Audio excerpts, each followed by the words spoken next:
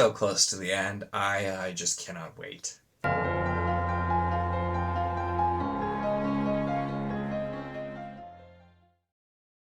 Hello and welcome to my channel. In this video, we will be talking about Towers of Midnight, the second to last book in the Wheel of Time, and it's been a long time coming, but we're nearly reaching the journey that this reread has been, and I, of course, have had a great time. Now, like the other videos, this will be more spoiler discussion than necessarily review, but I'm going to talk about the things that happen in this book, things I like, don't like, etc., that kind of thing, and go from there. And there's so much to talk about, so I'm going to try and stick with kind of some high-level notes because this book especially, there's just so many things going on because it's getting set up for the last battle, and so we'll see. I'm sure I'll miss plenty of things, but there are a few things, or a few really big things here. I'll talk about first with Perrin, because Perrin is highly involved here as well. We saw Perrin in the books, especially before Knife of Dreams. He had kind of stalled out, was working on the same thing, and everybody else was doing a lot in advancing, and so we needed to get back to him. So we get quite a lot of Perrin in Gathering Storm 2 and in this book, including all of his everything going on with the White Cloaks, which I actually like the way that all plays out, and him kind of deciding he's going to face it and earning the respect, and actually him bringing the White Cloaks to the last battle is, you know, I think just such an interesting way to kind of go about that. We also have the forging of his Warhammer Ma'alanir, which very symbolic in a lot of ways too, and just very cool as a weapon. And the big things, though, are him in Tel Alanroid, which is harder to say out loud than in my head. World of Dreams. I'm not even going to think about how badly I mispronounced that, but in the World of Dreams, and seeing him really learn from Hopper as it being the Wolf Dream and a place that he belongs. And I love the interactions we then get where he's so confident. And one of my favorite Perrin moments in the entire series is when him and Egwene, and where he brings the Dream Spike and he's fighting Slayer. Dream Spikes being a really cool thing, by the way, as well. And gets in the middle of the fight at the White Tower between Egwene and the other sisters who are fighting the Black Aja and Masana. And he's just balefire spit him, and he's just like, nah. And he's like, it's just a weave. And she's like, what?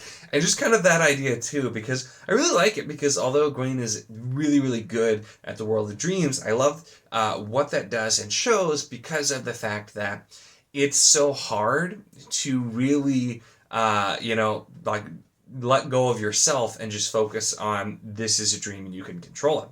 And we see that with all the Aes Sedai, they're quicker to use the one power to do things they know, and they have full faith in the one power is working even in the World of Dreams, and Perrin, not having those illusions, is able to essentially become even more powerful, and his connection to the wolves, I think, having a big part of that as well. So really cool seeing all those parts with Perrin. Rand, we see just is really getting ready and gearing up and ready to go and get things headed toward, once again, to the last battle. This is what we're really gearing up for here, including him having a showdown with Egwene and being like, by the way, I'm going to break the seals in a few days, show up if you want. And it's just, once again, a really cool scene, just kind of walking into the White Tower, not a care in the world. And now we have, like, you know, Rand, like Zen Rand after the end of the Gathering Storm, where he goes, and instead of things spoiling now, things are unspoiling, or like plant life is growing, and seeing that kind of the opposite side of the coin, him going back to Era Daman and trying to get things set right and improved, and just doing these different things, and seeing, instead of him being this like angry dark force that he had been becoming, he's now gone the other way. He's accepted what's to come, and he's ready to face it. So we get a lot of just great scenes with him doing that, and those kinds of different connections as well.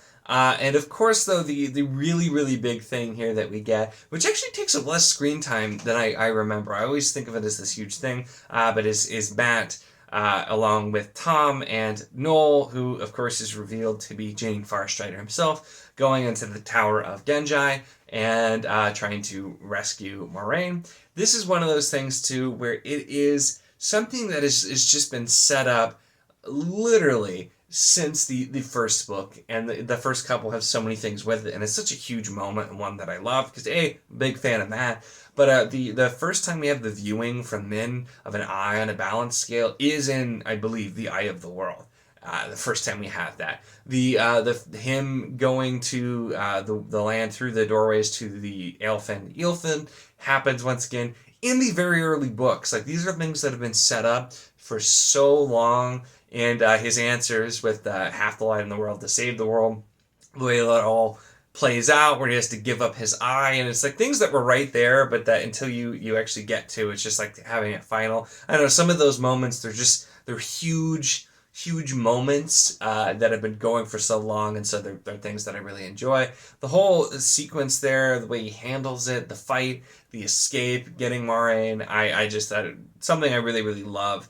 All of the different parts of that we get. And Moraine returning is just also just feels so momentous, because she was such a huge character, obviously, for the first 5 books. And then being gone is definitely felt. And we know is going to have a very important part to play, obviously, because it's half the light in the world to save the world. So Moraine has some saving of the world left to do, and is not ready to be done quite yet. Plus, it's not even to mention the super cool way that they kill the Golem, which I thought was really clever, because you have this beast that's nearly impossible to kill, and you assume it's somehow going to involve the medallions, but the Golem is smart enough to kind of figure out ways around that. So tricking him into a gateway, dropping the platform, and having it fall for eternity.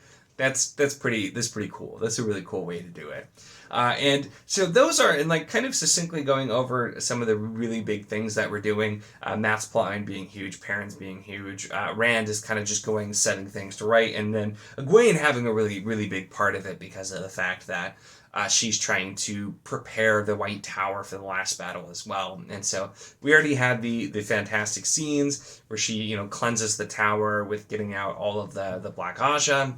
And now it's fighting against, Masana, the Black Sisters, all these different things that she's doing. And just another, like I said, there's a lot of great scenes there. And that's where this book moves very quickly. Like, The Gathering Storm was moving very quickly, but Towers of Midnight is, we need to get everything ready for the last book. And the last book where we're really, that's, it's the last book, it's the end. And such a huge part of that is really just all of it's focused around the last battle. Because these last couple books are happening over a pretty short amount of time overall, especially this one, and then especially A Memory of Light. We have so much going on. We have so many things revealed and just set up, and there's a lot going on as well with it. We get to see the Godwin doing one of the only cool things he ever does, which fighting the Blood Knives. Which is pretty cool as well. And we still have, so the Egwene Gawain thing is definitely still something I'm not a huge fan of. I know Gawain is not a popular character. Egwene isn't necessarily either. I really enjoy, though, the way that Egwene grows.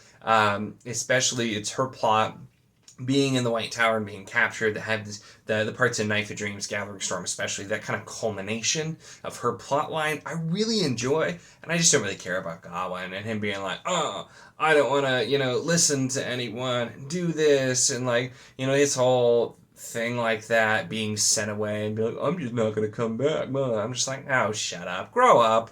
And it's like, I know they're young, but that's the thing, is like he's a prince, and she's the Amaryllis seat, and so her not putting up with it makes sense, but that whole thing is still just like, I didn't really need that. I do feel like that's one of the things that people tend to be kind of paired up, and that one was obviously on its way for a while, but I feel like standing firm on the no, you're not ready to accept your role as being warder to the Amaryllis seat and sending him away, I feel like that could have worked instead of having things work out. And so not a huge fan of that, but there's a lot there, and really it's the extra focus of things in the World of Dreams that are pretty cool too. And we do see Egwene not to be trumped by Perrin, immediately realize that that's right, I need to focus less on the one power and focus more on will, because that's what's truly important there. And actually going to the point where she's having a battle of wills quite literally with Masana, and just breaks her mind by just forcing against so hard, which is also a really cool way to do it. So that's pretty awesome. And so having that go on is pretty great as well. And it's really, like I said, we're getting everything ready.